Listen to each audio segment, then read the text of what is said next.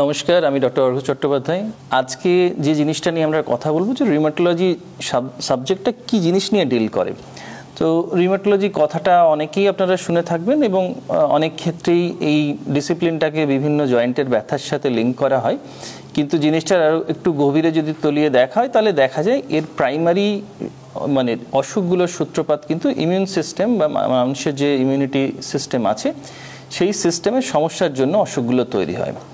কি জিনিসটা, এইগুলোকে এক কথায় বলা হয় অটো ইমিউন ডিজিজ, মানে বডি নিজেকে চিনতে পারছে না বলে যে ধরনের অসুখপত্র হয় সেইগুলো এই রিউমাটোলজি ডিসিপ্লিনটা ডিল করে।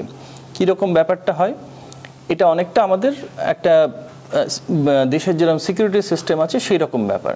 তো দেহের মধ্যে যে ইমিউনিটি সেলগুলো থাকে সেগুলো একটা বাচ্চা যখন মায়ের পেটে থাকে তখন তাদের একটা ট্রেনিং হয় যে কোনটা নিজের এবং কোনটা বাইরে সেটা চিনতে শেখানো হয় সেলগুলোকে, এবং এইটাই ট্রেনিং হয় যে বাইরের কিছু হলে সেটাকে ধ্বংস করে দিতে হবে, আদারওয়াইজ সেটা বডিকে নষ্ট করবে। সো এই সমস্যার এই যে ট্রেনিংটা হচ্ছে, এটার পর যখন একটা বাচ্চার জন্ম হচ্ছে, এক্সটার্নাল বিভিন্ন জীবাণুতে এক্সপোজ হচ্ছে, তখন বডির ইমিউন সিস্টেম অ্যাক্টিভ হচ্ছে এবং সে বাইরের জিনিসগুলো যখনই বডিতে ঢুকছে একটা ইনফেকশন হচ্ছে সেগুলোকে প্রিভেন্ট করছে।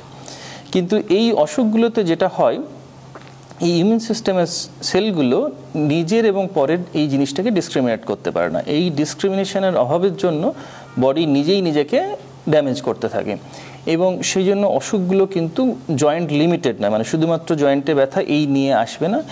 জয়েন্টে ব্যথাটা একটা লক্ষণ এবং এটা বডির প্র্যাকটিক্যালি যে কোনো পার্ট এফেক্ট করতে পারে, স্টার্টিং ফ্রম মানে ব্রেন থেকে শুরু করে চোখ, কিডনি, লাংস, হার্ট, লিভার সব কিছু এফেক্ট করতে পারে।